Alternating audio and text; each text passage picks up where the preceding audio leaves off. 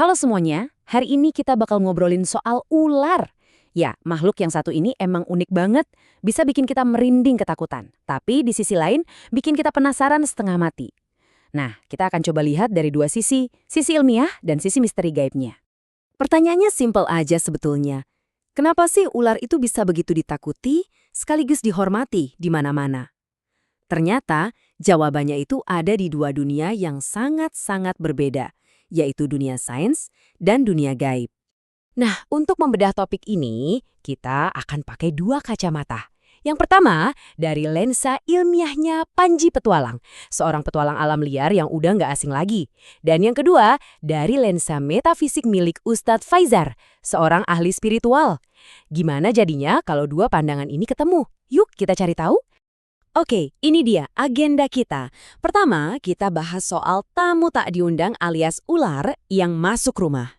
Terus, kita selami kehidupan mereka sebagai makhluk malam.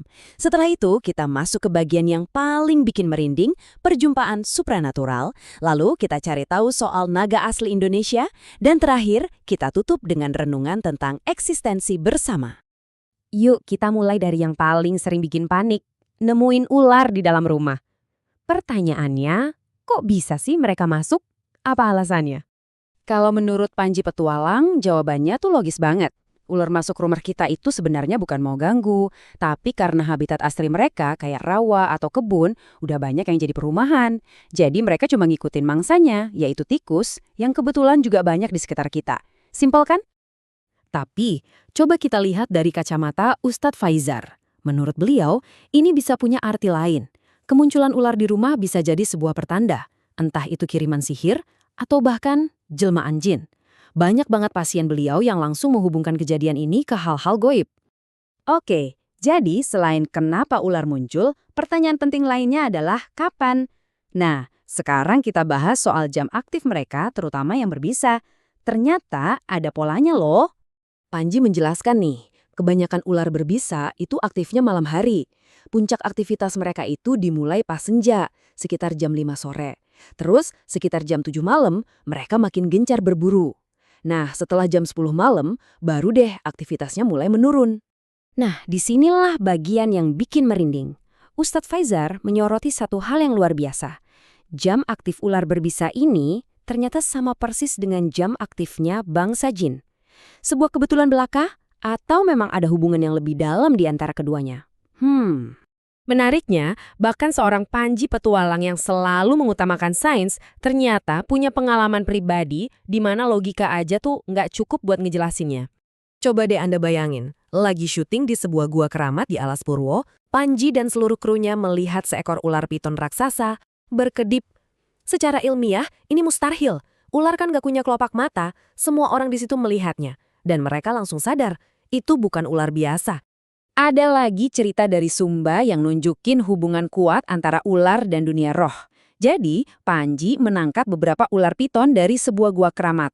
Anehnya, nggak lama setelah itu, di desa yang lokasinya jauh dari situ, tiba-tiba terjadi kesurupan massal. Dan fenomena ini berhenti seketika begitu denda adat dibayar dan ular-ular itu dikembalikan ke guanya. Gila kan? Cerita gaib lainnya datang dari seekor king cobra di Trenggalek. Ular ini sudah dipelihara pemiliknya selama 5 tahun.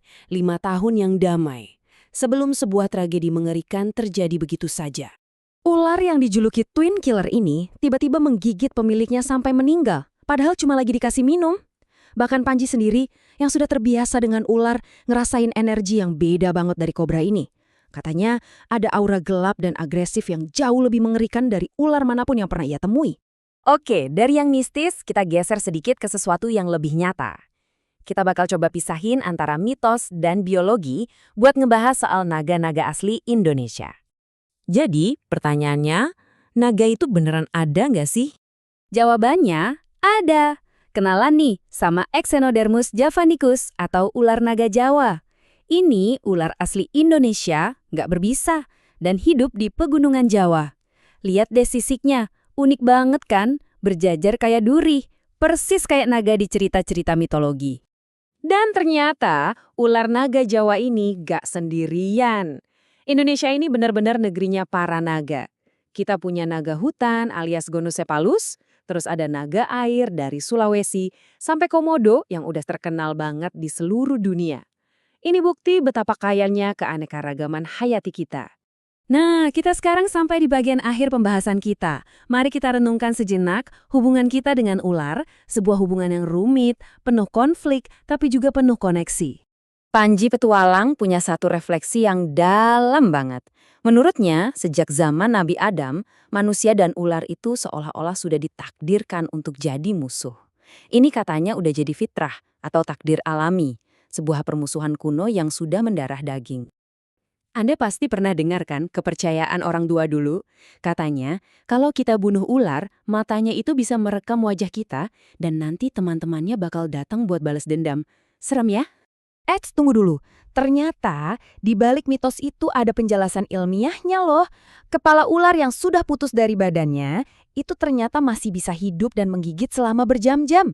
Jadi anjuran untuk menghancurkan kepalanya itu bukan cuma soal mitos, tapi juga soal keselamatan kita dari bahaya yang sangat nyata.